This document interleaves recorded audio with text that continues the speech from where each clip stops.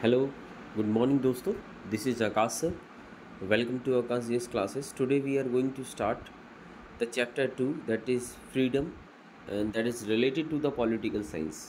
Okay students, so shall we start. आज हम start करने वाले हैं जो आपकी राजनीति विज्ञान है, जिसका नाम पॉलिटिकल थ्योरी है. CBSE NCERT की बुक है. इसके चैप्टर 2 के कुछ इंपॉर्टेंट क्वेश्चन आंसर हैं, उन्हें हम लोग करने वाले हैं. So let's start. तो इसकी फर्स्ट सीरीज़ में स्टार्ट करता हूँ. ओके स्टूडेंट्स, पहला क्वेश्चन है, कुछ इस तरह से पूछ रहा है. The question is asking what is meant by freedom. आज़ादी से क्या मतलब है. ठीक है, तो क्वेश्चन को एक बार और दोहरा देता हूँ दोस्तों. कह रहा है what is meant by freedom. आज़ादी से क्या तात्पर्य है. Is there a relationship between freedom for the individual and freedom for the nation? क्या इसमें कोई रिलेशनशिप है, संबंध है किसी एक एकल व्यक्ति की आज़ादी और एक राष्ट्र की आज़ादी में? क्या कोई संबंध है, ये पूछ रहा है. तो बिल्कुल संबंध है, और बिल्कुल आज़ादी का मतलब बहुत कुछ है. तो समझते हैं, प्रत्येक पहलू को समझते हैं इसके. तो पहला कह रहा है, पहला आंसर है what is mean by freedom. उसी का एक आंसर लेते हैं हम. Freedom refers to do all things. भाई कह रहा है कि freedom refers to do all those things which do not harms to others. भाई आजादी उन सभी चीजों से संबंधित है. यानी अगर मैं एक व्यक्तिगत आजाद हूं तो आजादी उन सभी चीजों से संबंधित है भैया जो दूसरों को नुकसान ना पहुंचाए, है ना.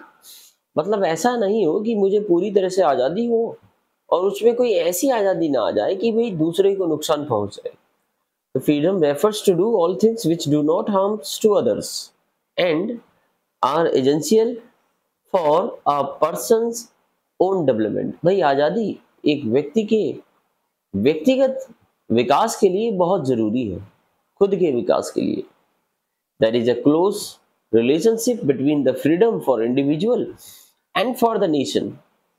एक व्यक्ति की आजादी और एक राष्ट्र की आजादी में बहुत ज्यादा क्लोज रिलेशनशिप है. आपको पता है, अगर ये हमारा देश इंडिया है, अगर हम नॉर्मल सा लुक करें तो यहाँ पर्टिकुलर एक इंसान निवास कर रहा है, रह रहा है.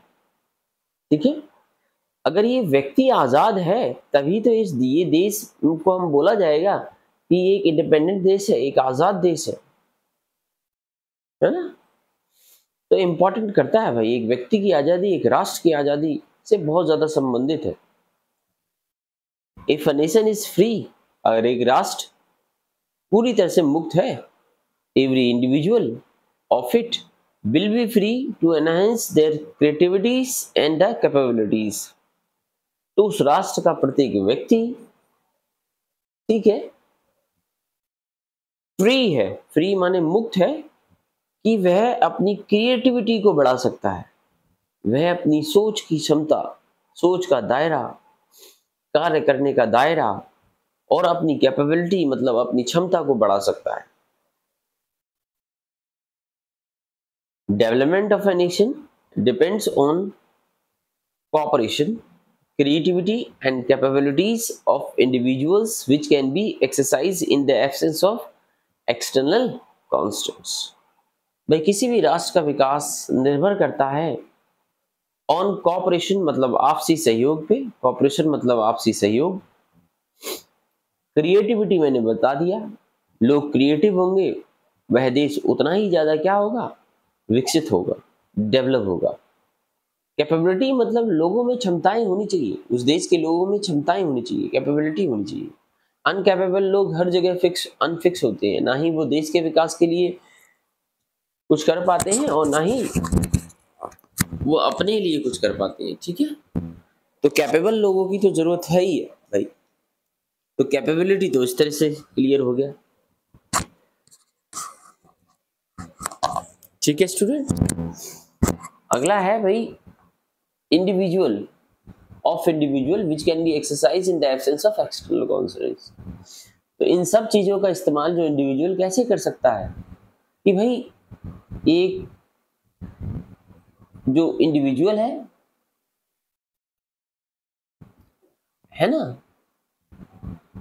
उस पर हम जब कोई एक्सटर्नल कांस्टेंट नहीं लगाएंगे, कोई बाहरी दबाव नहीं लगाएंगे, तभी तो वह इन सब चीजों का भली भांति इस्तेमाल कर पाएगा। सहयोग की भावना, क्रिएटिव बन पाएगा, कैपेबिलिटी को बढ़ा पाएगा। और जब आप एक व्यक्ति पर बाहरी दबाव लगाते रहो तो उसकी बुद्धि भी मंद पड़ जाती है। एक्सटर्नल कांस्टेंट्स, हर एक बात पर टोकू, इस तरह की व्यवस्था। अगला, a free society enables all its members to develop their potential with the minimum of social constants. एक जो फ्री सोसाइटी होती है वो अपने सारे जो सदस्य होते हैं उनको इनेबल करती है कि भाई आप डेवलप कर पाओ अपने पोटेंशियलिटी को, अपनी एकाग्रता को, with the minimum of social constants, और इस तरह से आप अपनी एकाग्रता का विकास करो जिसमें सबसे कम सामाजिक प्रतिबंध हो। ठीक है, देखा नहीं आपने सामाजिक प्रतिबंध, किस किस तरह के सामाजिक प्रतिबंधों को लगा दिया जाता है। और हमारे देश में तो आप विशेषता देख सकते हो कि ऐसा देश जो विभिन्न जातियों, धर्मों, समुदाय, इन सब चीजों में बटा हो, तो वहां पे सोशल कॉन्स्टेंट्स का होना, बहुत सारे सोशल कॉन्स्टेंट्स होते हैं। तो इन सब चीजों से ऊपर उठ के हमें अपने देश के विकास के बारे में सोचना पड़ेगा। दो, no society can be imagine without the absence of constants. लेकिन ये भी जरूरी है कि भाई अगर हम प्रतिबंध नहीं लगाएंगे तो फिर लोग गलत इस्तेमाल करेंगे आजादी का। इसलिए किसी भी समाज की जो परिकल्पना है बिना प्रतिबंधों के नहीं की जा सकती। लोग गलत इस्तेमाल करेंगे, है ना, चोरी चकारी होंगी और भी बहुत सारे केसेस होंगे। But it is necessary to determine whether it is acceptable और जस्टिफाइड। लेकिन ये बहुत जरूरी है कि यह निश्चित करना कि वेदर इट इज एक्सेप्टेबल, जो भी हम कांस्टेंट लगा रहे हैं वो एक्सेप्टेबल होने चाहिए। ऐसा ना हो ना अनएक्सेप्टेबल हो कि भैया कुछ भी कांस्टेंट लगा लो। एक्सेप्टेबल चीजें होनी चाहिए जो स्वीकार की जा सके लोगों द्वारा, जो जस्टिफाइड हो, जो न्यायपूर्ण हो, अन्यायपूर्ण नहीं होनी चाहिए। इस तरह से हमने इस प्रश्न का लास्ट पॉइंट और ले लेते हैं। काफी अच्छा क्वेश्चन लगा मुझे तो ये। Social constants are necessary to be examined through debates, discussion between individual and society. जो सामाजिक प्रतिबंध है are necessary, आवश्यक है कि भैया इस तरह से उनका एग्जामिन होना चाहिए, परीक्षण होना चाहिए कि भाई डिबेट्स हो, डिस्कशन हो between the individual and society, तब जाके सोशल कांस्टेंट लगाए।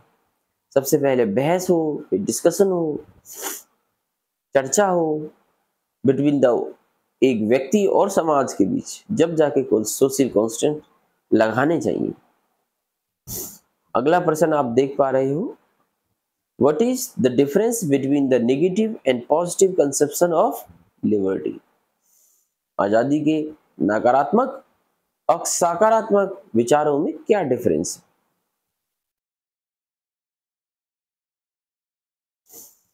Negative conception of liberty, it implies the absence of restraints and rights to do whatever one likes. तो निगेटिव लिबर्टी क्या होती है, जैसा कि मैंने बताया था, whatever one like to do, हर वो इंसान जो वो करना चाहे वही निगेटिव लिबर्टी है।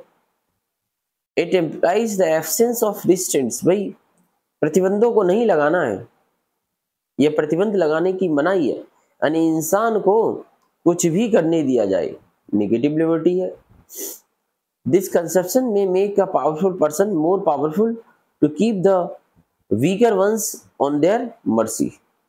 भाई इंसान को जो मन हो वो करने दिया जाए और कोई प्रतिबंध ना लगाने दिया जाए, तो लिबर्टी का ये नेगेटिव फॉर्म है, बिल्कुल फॉर्म है भाई, नकारात्मक फॉर्म है। फिर तो वो इंसान कुछ भी करेगा। तो इससे क्या होगा कि जो पावरफुल पर्सन है, जिसके पास पावर है, जिसके पास शक्तियां हैं दोस्तों, वह शक्तियों का गलत इस्तेमाल करेगा। क्या करेगा? वह शक्तियों का गलत इस्तेमाल करेगा। क्यों? उसके पास पावर है और वह और ज्यादा पावरफुल होता जाएगा, और उस कंडीशन में और जो वीकर सेक्शन है, जो समाज का सबसे कमजोर वर्ग है, वह उसकी दया का पात्र बन जाएगा। मर्सी माने दया, उसकी दया पे जिएगा। This conception of liberty faces the following drawbacks. ये जो कंसेप्शन है लिबर्टी का, यह निम्नलिखित इस पर जो है विचार करना चाहिए। कौन कौन सी चीज, भाई इसमें क्या क्या सुधार होना चाहिए। Liberty is concern, point A, with the area control not with its source. भाई एरिया ऑफ कंट्रोल से होना चाहिए, ना कि भाई कहाँ से ये सोर्स है, इसका उदय कहाँ से हुआ है, ये इंपॉर्टेंट नहीं है। Hence this is not necessary to have a democracy to enjoy a hence this is not necessary to have democracy to enjoy freedom. इसीलिए सही ध्यान, हाँ, नेगेटिव लिबर्टी के जो है ध्यान दिला रहे हैं। देखो नेगेटिव लिबर्टी क्या क्या होती है। भाई नेगेटिव लिबर्टी में कह रहा है this is not necessary to have democracy to enjoy freedom. देखो ये भाई लोकतंत्र में जरूरी नहीं है कि लोग आजादी को एंजॉय करें, ठीक है। बी पॉइंट,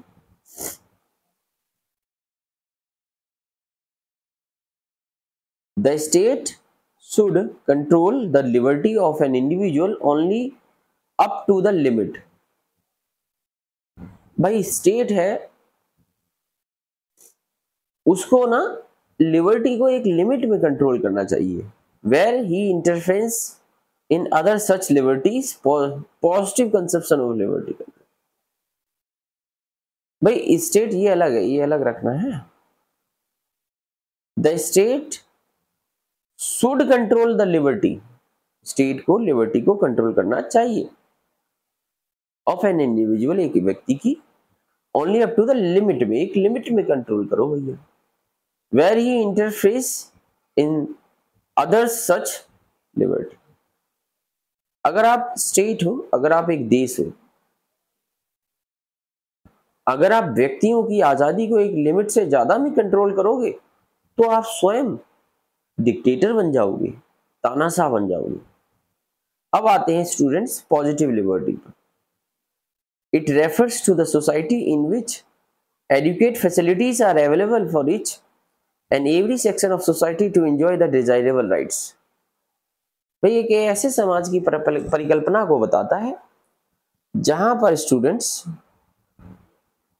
पर्याप्त मात्रा में, एडुकेट माने पर्याप्त मात्रा में, सुविधाएं जो हैं अवेलेबल होती हैं, उपलब्ध होती हैं for each and every section of the society, प्रत्येक इंसान और समाज के प्रत्येक व्यक्ति के लिए, to enjoy the desirable rights, जिसके द्वारा उसकी जो इच्छा हो वह उन अधिकारों को क्या कर सके, एंजॉय कर सके, उन अधिकारों को पालन कर सके। Example for I have a right to education in India. तो भाई एजुकेशन के लिए इतनी पर्याप्त फैसिलिटीज होनी चाहिए, सरकार के द्वारा ऐसे ऐसे काम किए जाने चाहिए कि मैं एंजॉय कर सकूं एजुकेशन को। मतलब अगर मैं समाज का सबसे गरीब तबका हूं, समाज के सबसे कमजोर वर्ग से अगर मैं आता हूं, जहां माँ बाप दोनों ही मजदूरी करने जाते हैं, तो उस कंडीशन में मैं कुछ, सरकार मेरी कुछ इस तरह से हेल्प करे कि I have a right to education and also I have a right to free and compulsory education. सरकार मुझे फ्री और कंपलसरी एजुकेशन दे। तो इंडियन गवर्नमेंट यही काम करती है। 6 से 14 साल के बच्चों के लिए इंडियन कॉन्स्टिट्यूशन में एक व्यवस्था है कि उनको फ्री एंड कंपलसरी एजुकेशन प्राप्त करने का अधिकार है। This believes that any individual और section should not hinder the progress of other. भाई पॉजिटिव लिबर्टी देखो ध्यान से, एक तो मैंने बताया ना पहला पॉइंट कितनी अच्छी तरह से। सेकेंड पॉइंट कह रहा है दिस बिलीव्स दैट, यह ये विश्वास करता है दैट एनी इंडिविजुअल, कोई भी व्यक्ति या कोई भी समाज का वर्ग, should not hinder the progress of other, दूसरे समाज के वर्ग की प्रगति को नहीं अवरुद्ध करेगा या उसमें रुकावट पैदा नहीं करेगा।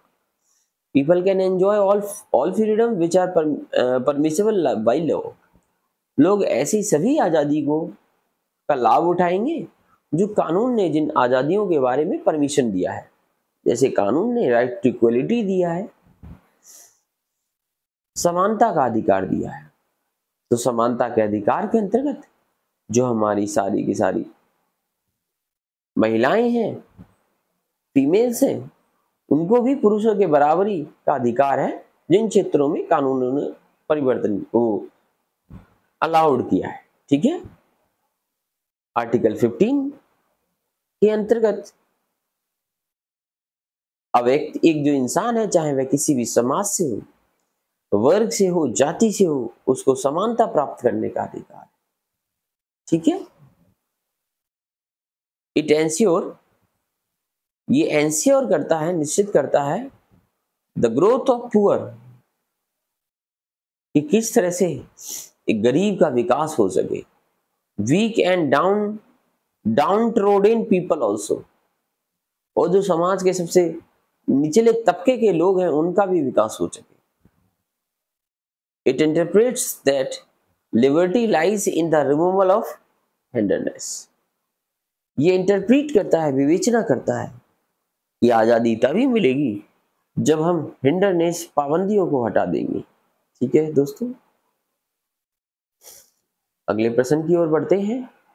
What is mean by social constant, सामाजिक प्रतिबंधों से आप क्या समझते हो? Are constants of any kind necessary for enjoy freedom, क्या किसी भी तरह के जो कॉन्स्टेंट है जरूरी हैं फ्रीडम को एंजॉय करने के लिए? स्टूडेंट्स पूछ रहा है what is mean by social constants. तो social constants refers to the restrictions imposed by the society, सामाजिक प्रतिबंध ऐसे प्रतिबंधों को बताता है जिनको जो है एक समाज लगाता है किसी व्यक्ति या पूरे सोसाइटी पर, हुज इज अनऑथराइज्ड, और ऐसे जो प्रतिबंध होते हैं वो अनऑथराइज होते हैं, वो समाज अपनी तरफ से लगा देता है बिना बात नहीं।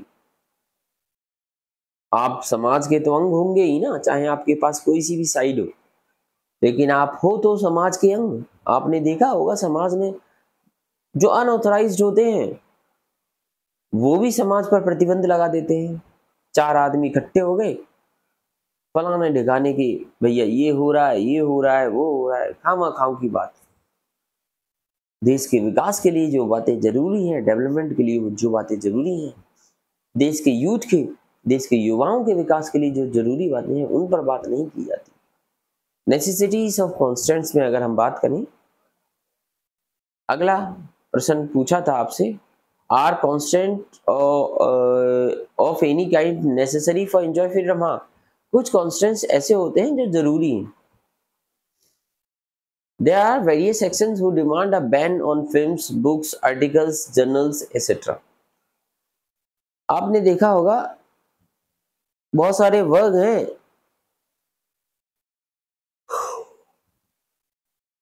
जो डिमांड करते हैं इस फिल्म को बैन किया जाए, इस किताब को बंद किया जाए, इस लेख को बंद किया जाए, इस जर्नल को पब्लिश करने से रोका जाए। दो बैनिंग जो करने का is not an easy solution नहीं है भैया, for the short term to meet the demand of immediately, but it is very harmful for the long. भाई शॉर्ट टर्म के लिए हमने भाई डिमांड थी, हमने बैन कर दिया, लोगों की मांग थी तो हमने प्रतिबंध लगा दिया, लेकिन लॉन्ग टर्म सोचो उसका दीर्घकालीन प्रभाव क्या पड़ेगा, लंबे समय पर उसके लिए उसका प्रभाव क्या पड़ेगा। अगर हम इसी तरह से बैनिंग करते रहेंगे तो वो एक आदत बन जाएगी, हैबिट डेवलप हो जाएगी, और फिर वो आपकी जो आज़ादी है उस पर भी प्रतिबंध लगाएगी, और फिर देश का कभी भी डेवलपमेंट नहीं हो पाएगा और ना ही चीज़ों का डेवलपमेंट हो पाएगा। आगे है, it will if we willingly accept restrictions to pursue our goals or ambitions, our freedom is not limited. If we willingly accepted restriction, अगर हम अपनी इच्छापूर्ण तरीके से या अपनी इच्छा से जो प्रतिबंध है उनको एक्सेप्ट माने स्वीकार कर लेते हैं, टू परस्यू आवर गोल्स और ambitions, our freedom is not limited. अगर हम अपने मन से ही प्रतिबंधों को स्वीकार कर लेते हैं तो ना तो जो हम गोल प्राप्त करना चाहते हैं, हमारी इच्छाएं और आज़ादी वो लिमिटेड नहीं होंगी, क्योंकि उन प्रतिबंधों को हमने अपने मन से स्वीकार किया है, ना कि किसी ने उन प्रतिबंधों को लगाया है। जैसे मुझे कोई अपने मन से कोई प्रतिबंध स्वीकार करना है कि भाई मुझे किसी एक ऐसे लोगों के साथ नहीं बैठना जहाँ लोग गाली गलौज देते हों, इस तरह के समाज में मुझे बैठना नहीं है, इस तरह के लोगों से बात नहीं करनी है जो एक पर्टिकुलर समाज के बारे में कुछ गलत सोचे, इस तरह के लोगों की संगति में नहीं रहना जो देश को तोड़ने की भावना रखे, देश को डिफरेंट डिफरेंट कम्युनिटीज में बांटे, रेस में बांटे, कास्ट सिस्टम में बांटे, देश को रिलीजन में बांटे, इन तरह की भावनाओं में मुझे नहीं जीना है। आपने देखा होगा एक जो आईएएस ऑफिसर होता है और एक जो छोटे तबके का अधिकारी होता है, उसकी सोच में कितना डिफरेंस होता है। If we willingly accept restrictions to pursue our goals or ambitions, our freedom is not limited. In any case, if we are not coerced into accepting the condition, we cannot claim to be curtailed freedom. अगर हम विरोध नहीं करेंगे तो फिर हम आज़ादी के बारे में कैसे बोलेंगे कि भाई हमारी आज़ादी को काटा गया है। भाई जब तक आप विरोध नहीं करोगे, कोई गलत चीज हो रही है, फोर्स नहीं करोगे into accepting the condition, if we are not forced, भाई कोर्स तो करना पड़ेगा, अगर नहीं करोगे तो फिर आप मत बोलिए कि भाई आपकी आजादी को काटा गया है। ठीक है स्टूडेंट, बोलना पड़ेगा भाई। अगला है what is the role of state in upholding the freedom of its citizen. एक राज्य का क्या कर्तव्य है, एक देश का क्या कर्तव्य है कि वह लोगों की आजादी को बनाए रखे। तो ये इजी सा क्वेश्चन है। Freedom of citizens of the states determine the scope of freedom. एक देश में किसी व्यक्ति की जो आजादी होती है वह डिटरमाइन करती है, निश्चित करती है आजादी के बारे में कि भाई उस देश में आजादी की व्यवस्था किस तरह से है। Freedom of citizens depends on the will of rulers in a monarchy. अब सोचो कोई राजतंत्र है जहां राजा है, वहां लोगों की आजादी उस राजा पर निर्भर करती है कि वह कितनी फ्रीडम देगा, लोगों को आजादी देगा। Democratic states grants fundamental rights to the citizens. जो भी डेमोक्रेटिक स्टेट्स होते हैं वो फंडामेंटल राइट्स ग्रांट्स करते हैं लोगों को आजादी के लिए। जैसे अगर आप इंडिया की बात करें तो India is a democratic country. क्या है? एक डेमोक्रेटिक कंट्री है भाई। इंडिया एक डेमोक्रेटिक कंट्री है जहां इंडिया कुछ फंडामेंटल राइट्स प्रोवाइड करती है। जो आप article 12 to 35 of the Indian constitution पढ़ोगे तो आपको फंडामेंटल राइट्स प्रोवाइड हो जाएंगे। जैसे एक आपको फंडामेंटल राइट मैं दे रहा हूँ आर्टिकल 14, और ये है every person is equal before the law. प्रत्येक इंसान कानून के समक्ष बराबर है। Article 14 of the Indian constitution, every person is equal before the law, before the law, कानून के समक्ष बराबर है भाई, फंडामेंटल राइट है। अब एक ऐसा इंसान जो चाहे किसी भी जाति से हो, धर्म से हो, समुदाय से हो, चाहे कोई भी हो, अमीर हो, गरीब हो, कोई भी हो, वह कानून के समक्ष बराबर है। अगर वो अपराध करेगा, यहाँ तक कि प्राइम मिनिस्टर भी अपराध करेंगे, तो एक आम नागरिक को जितनी सजा मिलेगी उतना ही प्राइम मिनिस्टर को या उनके पद से हटने के बाद मिलेगी सजा। ठीक है, आगे है article 15 of the Indian constitution कहता है राइट टू इक्वलिटी। आप किसी भी व्यक्ति से, सभी व्यक्ति जो है समान है, इक्वल है ना। आगे है right article 17 of the Indian constitution untouchability. आप किसी भी व्यक्ति से छुआछूत नहीं कर सकते, अनटचेबिलिटी। ऐसा करोगे तो it is a cognizable offence. ठीक है, एक आपराधिक क्या होगा, इसके अंतर्गत आपको कानूनी सजा भी हो सकती है और दंड भी देना पड़ सकता है। ऐसे ही राइट टू एजुकेशन, ऐसे ही आर्टिकल 19 आपको राइट टू फ्रीडम देता है ऑफ द इंडियन कॉन्स्टिट्यूशन, स्वतंत्रता का अधिकार। ठीक है, जहां आप स्वतंत्र हो, कुछ भी बोल सकते हो, संगठन बना सकते हो, कहीं भी जा सकते हो, कहीं भी नौकरी कर सकते हो। तो इस तरह की व्यवस्था है दोस्तों जो एक डेमोक्रेटिक कंट्री देती है अपने लोगों को एक फंडामेंटल राइट्स के फॉर्मेट में। A state is controlled by the government because whatever the government does, state सरकार के द्वारा कंट्रोल की जाती है। State is controlled by the government because what ever the government does it effect the freedom of the citizen. सरकार जो करेगी वह लोगों की आज़ादी पर क्या सीधा सीधा इफेक्ट डालेगा, बिल्कुल डालेगा। अगर सरकार प्रतिबंधों की संख्या ज़्यादा बढ़ाती जाएगी तो लोगों की आज़ादी कम होती जाएगी, रिस्ट्रिक्शन ज़्यादा बढ़ाती जाएगी तो लोगों की आज़ादी कम होती जाएगी। और मैं आपको बता दूं, जो प्लेटो थे 5th सेंचुरी बीसी में लोकतंत्र के विचार दिए थे प्लेटो ने। तो प्लेटो ने कहा था कि भाई लोकतंत्र ही जो है तानाशाही का जन्म देता है, लोकतंत्र से ही तानाशाही का जन्म होता है ना। अपूर्व लोकतंत्र ही तानाशाही का जन्म देता है। तो लोकतंत्र में लोग खुद ही समझ नहीं पाते हैं कि कब वो तानाशाही को जन्म दे रहे हैं, कब इस किसी एक ऐसे व्यक्ति को वो राजगद्दी पर बैठा रहे हैं या प्राइम मिनिस्टर बना रहे हैं या प्रेसिडेंट बना रहे हैं कि वो भाई तानाशाही के फॉर्मेट लेने वाला है। बहुत सारे देशों में ऐसा हुआ है, बिल्कुल हुआ है भैया। The freedom of the citizen if any becomes violent, भाई a state is controlled by the government because whatever the control does it affect the freedom of the citizen, and if any conflict becomes violent it hinders the day to day life of the state। अगर कोई भी conflict आ जाता है state और citizens में तो वो एक हिंसा का कारण ले लेता है। जैसे आपने सुना होगा कि जो अग्निवीर योजना है जिसमें आर्मी में 4 साल की कॉन्ट्रैक्ट की नौकरी कर दी गई,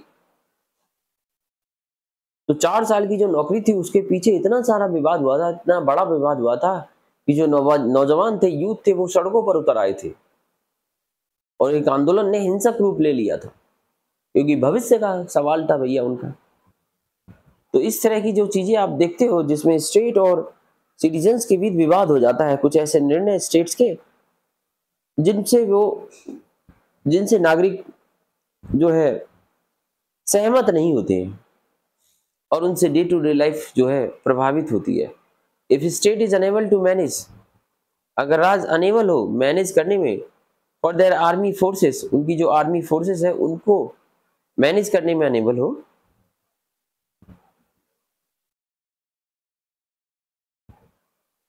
हाँ ये वाला भी बहुत कुछ होता है भाई। देखो, if state is unable to manage army police, अगर राज्य आर्मी पुलिस को मैनेज करने में अनेबल हो, जैसा पाकिस्तान में देख लो भाई अच्छा हुआ इंडिया में हम लोग पुलिस और आर्मी को आप इतना बढ़ावा मत दीजिए कि भैया वो लोगों के राइट्स को खा जाए, लोगों के राइट्स को दबाएं। याद रखिएगा इस बात को।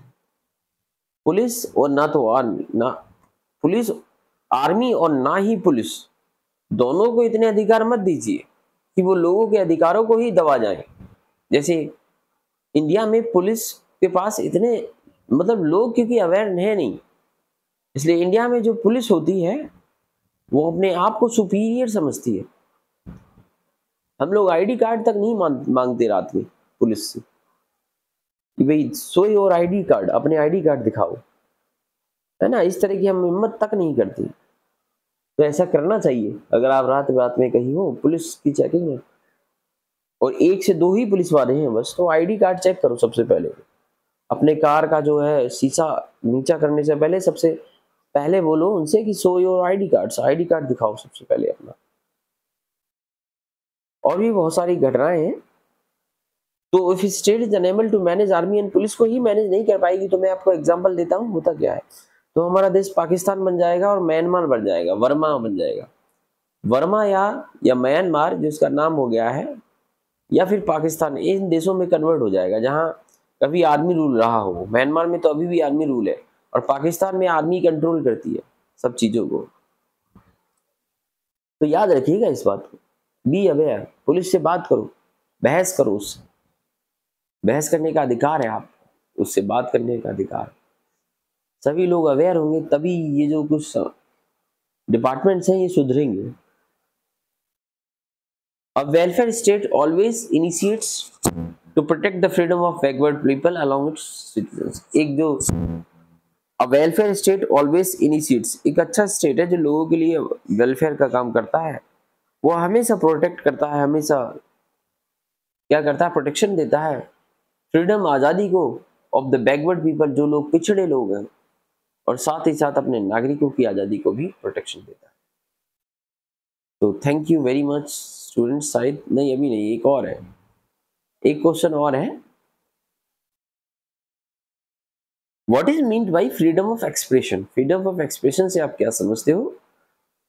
व्हाट इन योर व्यू भाई आजादी जो आपको व्यक्त करने का अधिकार है, जो आप कुछ भी बोल सकते हो, वो चीज अगर गलत लग रही है आपको तो उसके बारे में बता सकते हो, उससे आप क्या समझते हो? What in your view would be reasonable restrictions on the freedom? आप क्या समझते हो कि ऐसी कौन कौन सी बिल्कुल रिस्ट्रिक्शन है जो रीजनेबल होती हैं, जिनकी जरूरत भी है, उनको एग्जाम्पल देके बताओ उनके बारे में। ठीक है, पहला आज़ादी के बारे में आप क्या समझते हो? It is the right of non interference by the state. भाई आज़ादी को के बारे में हम तो यही कहेंगे कि भाई एक ऐसा राइट है, एक ऐसा अधिकार है जिसमें स्टेट का कोई इंटरफेरेंस नहीं होना चाहिए। ठीक है स्टूडेंट्स, किसी भी देश का उसमें कोई इंटरफेरेंस नहीं होना चाहिए। भाई आज़ादी मेरा जन्मसिद्ध अधिकार है भैया। It is a fundamental value भी है कॉन्स्टिट्यूशन के अकॉर्डिंग, संविधान में भी है कि भाई आज़ादी आर्टिकल 19 के अंतर्गत आपकी एक फंडामेंटल वैल्यू है। And hence society must be willing to bear some inconvenience also to protect it from people whoever wants to restrict it। भाई समाज को थोड़ा इनकन्वीनियंस, ऐसा नहीं समाज बस लेटा रहे, सोता रहे, मौज मस्ती लेता रहे। भाई थोड़ा इनकन्वीनियंस भी हो जाओ, थोड़ा असुविधाजनक स्थिति में भी आ जाओ, ऐसे लोगों के खिलाफ आवाज उठाओ जो आपकी आजादी पर प्रतिबंध लगा रहे हैं। ये है आजादी। आजादी के ऊपर कुछ रीजनेबल रिस्ट्रिक्शंस हैं, उसके बारे में बात करेंगे जो लगनी चाहिए, ऐसा नहीं है। अब आजादी ये नहीं है कि आप किसी भी दुकान में तोड़फोड़ करो, किसी से गलत व्यवहार करो, ये भी आजादी नहीं है। तो कुछ रीजनेबल रिस्ट्रिक्शंस हैं। At various times the demands have been raised to ban on books, play, films and academic articles. हम देखते हैं कि वेरियस टाइम में कुछ मूवीज हैं, कुछ किताबें हैं, कुछ प्ले हैं, कुछ फिल्म्स हैं, कुछ एकेडमिक आर्टिकल्स हैं, इन पे बैन लगाते आए हैं। अगर उनमें कुछ ऐसी गलत चीजें हो तो उन पे बैन लगना चाहिए, गलत बिल्कुल, उसके लिए सेंसर बोर्ड है। सेंसर बोर्ड यही काम करता है, लेकिन सेंसर बोर्ड भी उस लिमिट में काम करे कि भाई वो सरकार के दबाव में काम ना करे, पर्टिकुलर गवर्नमेंट के। Freedom has been classified as a positive and negative liberty which requires some justifiable constraints only। Freedom को हमने देखा है कि इसमें जो है कुछ पॉजिटिव और नेगेटिव लिबर्टी की चीजें आती हैं, जिसके अंतर्गत हमने ये भी पढ़ा था, अभी पढ़ के गए हैं कि भाई कुछ न्यायपूर्ण प्रतिबंध लगाने चाहिए। ऐसा नहीं है अन्यायपूर्ण प्रतिबंध लगा दें, जिन प्रतिबंधों की आवश्यकता भी नहीं है उनको हम लगा के डोले। But these constants are suppose to be supported by the people and moral arguments. लेकिन जो हम प्रतिबंध लगा रहे हैं वह लोगों द्वारा सपोर्ट किए जाना बहुत जरूरी है, और वो एक नैतिकता का पालन करें। ठीक है स्टूडेंट्स, बिना नैतिकता के कुछ नहीं होगा। तो thank you very much students. Slide भी ब्लैक हो चुकी है। For joining me, this is Akash Chandra. I have qualified the army school exam and also the railway technician exam.